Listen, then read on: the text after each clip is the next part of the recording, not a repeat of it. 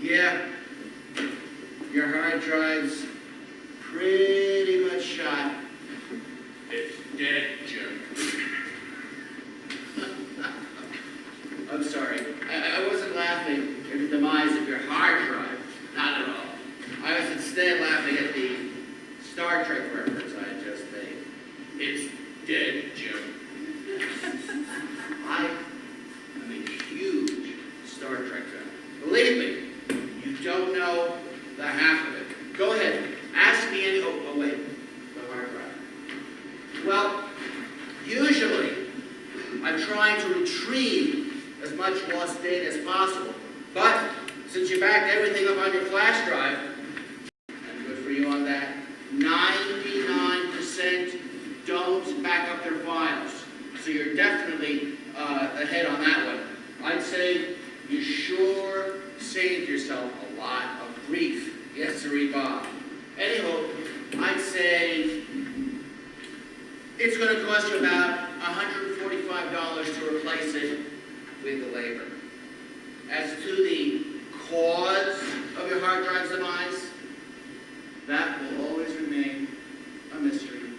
Who knows why hard drives die? They're notoriously unpredictable. There are funny things that way. You like the original Star Trek too, right? Well, listen to this.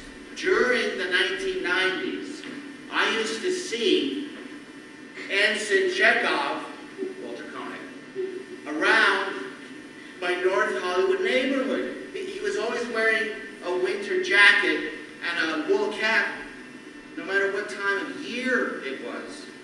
Every time I saw him, he was near the North Hollywood Post Office on Magnolia Boulevard. His expression was inevitably one of perpetual indigestion. Whenever I saw him, he was always walking either towards or away from that particular post office.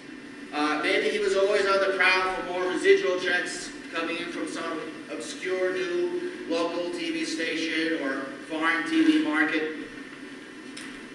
I saw him a few years later pushing his memoirs at a Barnes & Noble book signing. I guess things had finally picked up for him. I saw James Doohan, Scotty, at a Sizzler once. I thought I was going to faint. He was with his son, and he was being rather stern with his kid. Don't slow down the line, laddie, or I'll have your guts for garters. I'll stand up straight, or you'll have my belt to answer to without the Scottish accent, I, of course, absolutely had to ask him for his autograph after he had sat down to eat.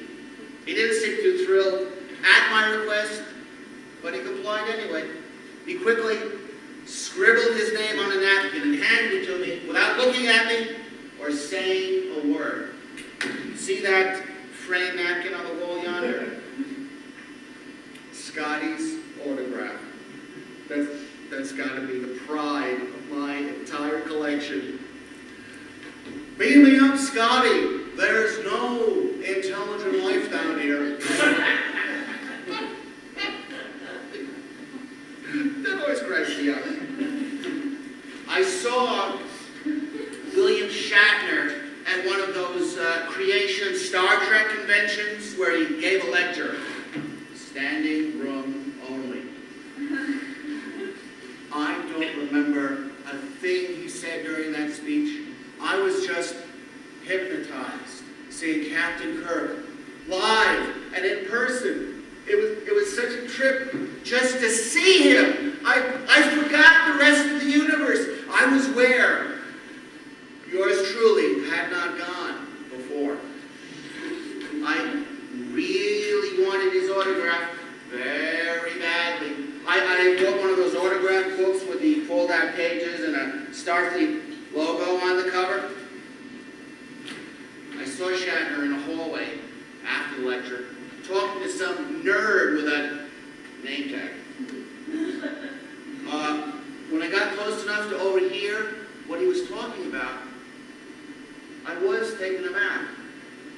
Shatner was talking about licensing Star Trek drinking glasses for some Star Trek movie tie-in. He was going on about competing bids for McDonald's and Burger King. And he sounded like just another run-of-the-mill businessman making a buck off Star Trek. No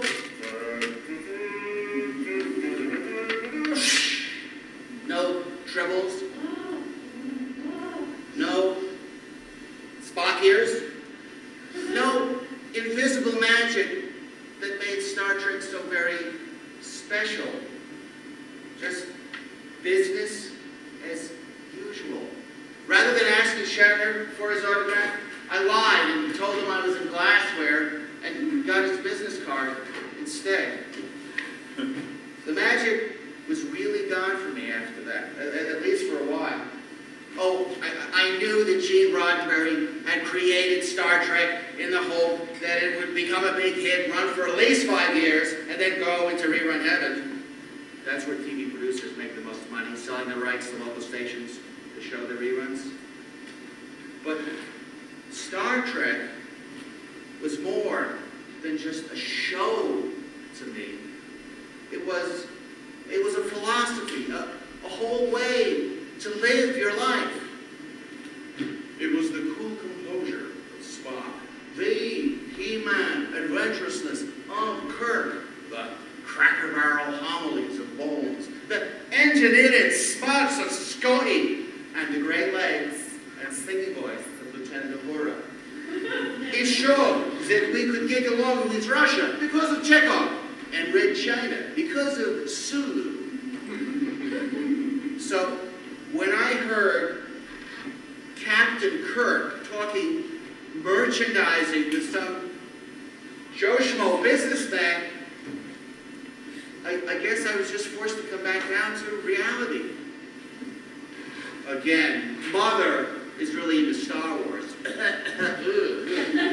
And sometimes you just have to learn to compromise. After I got home, I almost immediately emailed Shatner an entire portfolio of computer viruses, worms, spyware, and every other nasty and lethal computer goodie I've been saving for a rainy day. Confound you, Shatner, for destroying my illusion. Confound you and all the other purveyors of Star Trek, just out to make a buck! Star Trek will always be real to this Starfleet Academy cadet. Live long and prosper.